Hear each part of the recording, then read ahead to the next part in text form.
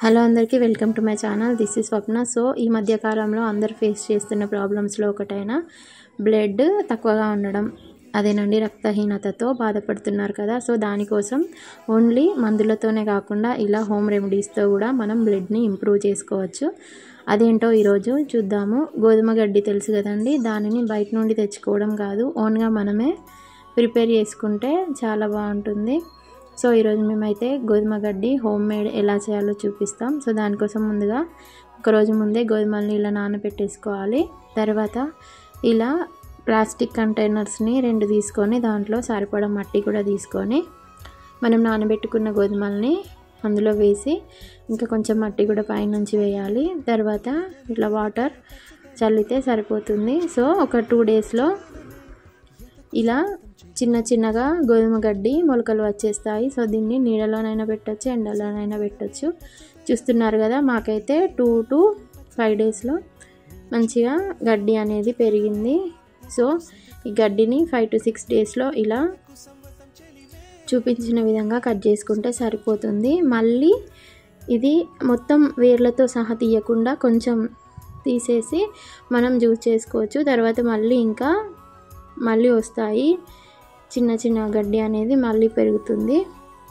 చూస్తున్నారు కదా, ఈ విధంగా గడ్డిని అయితే కట్ చేసుకోవాలి. అంతేనండి. ఆ విధంగా గడ్డి కట్ చేసుకున్న తర్వాత ఒక బౌల్లో తీసేసుకొని క్లీన్గా వాష్ చేసేసుకోవాలి. సో ఇప్పుడు చూస్తున్నారు కదా, గడ్డి అయితే మాకు ఇంత వచ్చింది. ఇది ఒక 2 personsకి అయితే సరిపోతుంది. అంతే. దీన్ని జ్యూస్ చేయడం ఇప్పుడు చాలా సింపుల్. మనం తీసుకున్న గడ్డిని కొంచెం నీట్గా వాష్ చేసుకోవాలి. తర్వాత ఇలా చిన్న చిన్న ముక్కలుగా కట్ చేసుకోవాలి. ఎందుకంటే అది కొంచెం గడ్డి కదండి, రఫ్గా ఉంటుంది. అంతే. చిన్న చిన్న ముక్కలు అయితే చాలా ఈజీగా బ్లెండ్ అయిపోతుంది. సో ఇప్పుడు ఒక మిక్సీ జార్ తీసుకొని అందులో మనం ముందుగా కట్ చేసుకున్న ఈ గోధుమ గడ్డి ఉంది కదా, దాన్ని వేసి తగినన్ని వాటర్ యాడ్ చేసుకోవాలి. యాడ్ చేసుకున్న తర్వాత ఇందులో మనం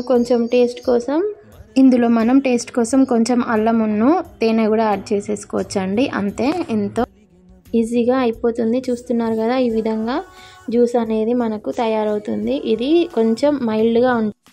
సో అందుకే ఇందులో కొంచెం లెమన్ అండ్ జింజర్ యాడ్ చేసుకుంటే టేస్ట్ అనేది కొంచెం బాగుంటుంది. అంతే. మనం ఒక స్ట్రైనర్ సహాయంతో ఇలా వడగట్టేసుకోవాలి. అంతే. ఎంతో హెల్దీ అండ్ సింపుల్ అయిన గోధుమ గడ్డి జ్యూస్ తయారైపోయినట్టే. సో దీన్ని కనుక రోజు ఒక 2 డేస్కి ఒకసారి మనం తీసుకున్నట్టయితే మన బాడీలో బ్లడ్ అనేది ఇంక్రీజ్ అవుతుంది.